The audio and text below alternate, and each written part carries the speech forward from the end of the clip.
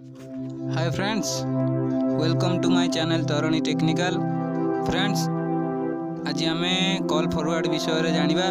तो ता आगु मो चैनल टी को आपण माने सब्सक्राइब कर दियंतु आ पाखरे जे बेल आइकन टी को दबाई दियंतु मोर अलग वीडियो देखिया पाई। फ्रेंड्स, आपण गर्लफ्रेंड आपण संग का सहित कथा होजी से विषय जानिया को हेले आपण को तांको फोन प्रथम आनिया को पड़ियो। तांको फोन आनी सेतिरे आपण को मारिया पड़ियो *62* देन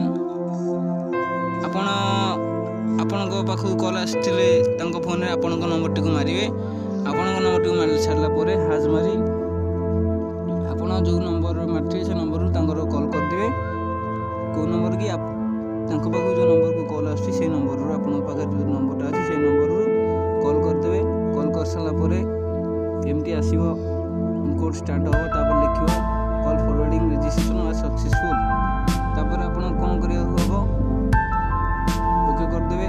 आपण को फोन रे सेटा एक्टिव ही रहि जिवो। तांको फोन को आपण को संग फोन को हो कि आपण को गर्लफ्रेंड फोन को हो जे भी कॉल करू फ्रेंड्स तांको कॉल आपण पाखु आसीबो। आपण जानि परिबे से माने का सहित कथा होचंदी का